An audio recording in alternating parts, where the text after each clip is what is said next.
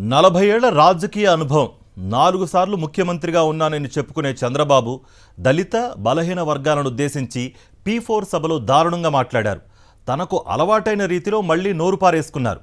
బడుగు బలహీన వర్గాల ఆలోచన ఆ పూట వరకే ఉంటుందని అవమానకరమైన వ్యాఖ్యలు చేశారు ఆయన.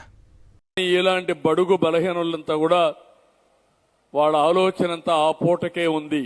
చెప్పినా కూడా ఆలోచించరు. ఇప్పుడు వచ్చారు, సగం మంది వెళ్ళిపోయారు.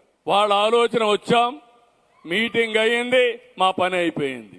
అంటే మన ఆలోచన విధానాన్ని నేను తప్పుపడుతున్న మిమ్మల్ని కాదు, అదే ఈ కుండోళ్ళందరూ ఉన్నారు.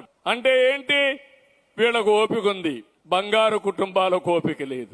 ఇలాంటి బడుగు బలహీనులంతా కూడా వాళ్ళ ఆలోచన అంతా ఆ పూటకే ఉంది. చెప్పినా కూడా ఆలోచించరు. ఇప్పుడు వచ్చారు, సగం మంది వెళ్ళిపోయారు. వాళ్ళ ఆలోచన వచ్చాం, మీటింగ్ అయ్యింది, మా పని అయిపోయింది. అంటే మన ఆలోచన విధానాన్ని నేను తప్పుపడుతున్న మిమ్మల్ని కాదు, అదే ఈ కుండోళ్ళందరూ ఉన్నారు. అంటే ఏంటి, వీళ్ళకు ఓపిక ఉంది, బంగారు కుటుంబాలకు ఓపిక లేదు.